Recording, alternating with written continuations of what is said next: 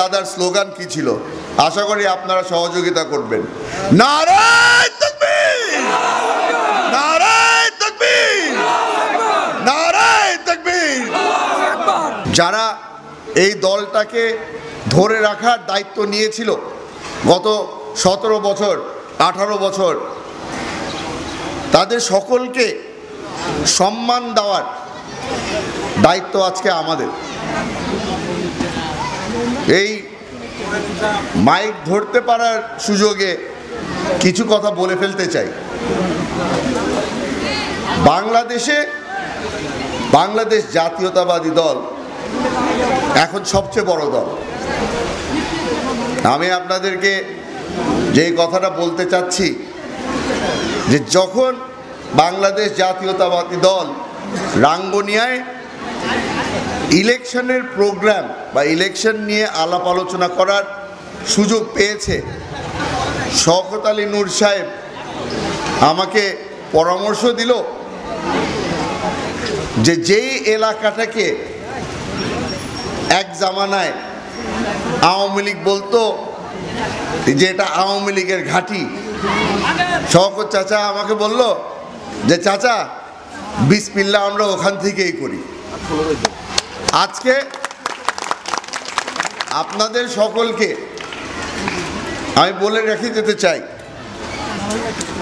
বাংলাদেশের মাটিতে এখন আওয়ামী লীগের ঘাঁটি বলতে আর কিছু রইল না।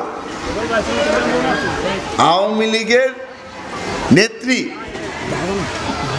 তার সকল কর্মীকে রেখে দেশ ত্যাগ করেছে। রাজনৈতিক নেতা বা নেত্রী কোনো সময় তার আপনজন বা তাদের কর্মীদেরকে রেখে পালিয়ে যায় না। এটার প্রমাণ বাংলাদেশ জাতীয়তাবাদী দলের নেত্রী দিয়েছে। বেগম খালেদা জিয়া বাংলাদেশকে প্রমাণ করে দিয়েছে নেতৃত্ব কেমনে দিতে হয়। যারা যারা নেতৃত্ব দিতে চেয়েছে, যারা যারা নেতৃত্ব দিচ্ছে, সকলেই মন থেকে খালি একটা জিনিস বারবার আপনাদেরকে বলেছে, নেতৃত্ব যেই দেখ না কেন আমরা সকলে মিলে ধানের শীষের জন্য কাজ করব। আমি আপনাদেরকে অনুরোধ করব, যারা যারা আমার পরিবারকে ভালোবাসেন, যারা যারা আমাকে ভালোবাসেন, যারা যারা আমার এই সামনে যেই মঞ্চে আমার যে চাচারা আছে তাদেরকে ভালোবাসেন, আপনাদের সকলের কাছে আমার অনুরোধ, যারা ধানের শীষের পক্ষে কাজ করছে সকলকে আপনারা বুকে টেনে নেবেন, সকলকে আপনারা ওই সম্মান দেবেন যেই সম্মান আমি তাদেরকে দিতে চাচ্ছি। এখানে এই মাদ্রাসায় দাঁড়িয়ে আপনাদের সামনে আমার চাচারা, আমার দাদারা আমার মাথায় টুপি পরিয়ে দিয়েছে। পড়ানোর সময় বলল, চাচা এখন দেখে মনে হচ্ছে ফজলুল কাদের চৌধুরীর নাতি। এই কথাটা কেন বলছি আপনাদেরকে? এই কথাটা বলছি কারণ ওনারা আমাকে আবারও মনে করিয়ে দিল যে আমি এখানে আপনাদের সামনে খালি সালাউদ্দিন কাদের চৌধুরীর ছেলে হিসাবে নয়, আমি এখানে ফজলুল কাদের চৌধুরীর নাতি হিসাবে এসেছি। আমার দাদার সাথে এখানে অনেকেই আমার মুরব্বীরা এখনো আছে যারা হয়তো আমার দাদাকে মনে রেখেছে, তারা সকলেই এখানে নাতিকে দেখতে এসেছে। নাতি কিরকম ভাষণ দেয়, নাতি কিরকম নেতৃত্ব দেয়। আশা করি আপনারা যদি দোয়া করেন, আপনাদের ভালোবাসা যদি আমার সাথে থাকে, ইনশাল্লাহ রাঙ্গুনিয়ার সকল জনগণে মিলে আমাকে সুযোগ করে দিবে প্রমাণ করে দেওয়ার জন্য যে সালাউদ্দিন কাদের চৌধুরীর ছেলে ফজলুল কাদের চৌধুরীর মতো নেতৃত্ব দেওয়ার সুযোগ পেয়েছে। আশা করছি আপনাদের জন্য খালি না, এখানে যেই ছোট ছোট সন্তানরা আছে আপনাদের, যারা এই মাদ্রাসায় পড়াশোনা করে, আপনারা সুযোগ করে দেবেন এদের ভবিষ্যতের জন্যে আমি যেন ভালো কিছু করতে পারি। আপনারা সকলেই বাংলাদেশ জাতীয়তাবাদী দলের কোনো না কোনোভাবে, বড় হোক ছোট হোক, দিনে হোক রাতে হোক, আপনারা সকলেই এই দলের পক্ষে কাজ করে যাচ্ছেন। আপনাদেরকে অনুরোধ করব, আমার বাবা যেই জিনিসটা আমাকে শিখিয়ে গেছে সেই জিনিসটাই আপনারা সকলকে প্রমাণ করে দেখাবেন। আর সেটা হলো গিয়ে, রাজনীতি করতে হলে শরীরের থেকে কলিজা বড় হতে হয়। যারা যারা আমাদের থেকে দূরে সরে গেছে, যারা যারা হয়তো ভিন্ন দল করত, তাদেরকেও সুযোগ করে দিবেন।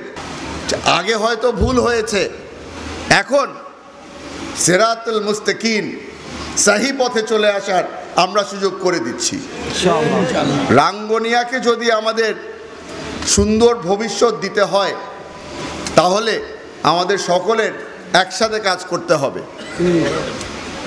রাঙ্গুনিয়ার মাটিতে কোনো ধরনের গ্রুপিং, ভিন্ন দলের রাজনীতি অথবা এই আওয়ামী লীগের সন্ত্রাসীর আর সুযোগ করে দেওয়া যাবে না। 16 বছর অত্যাচার সহ্য করেছি আমরা।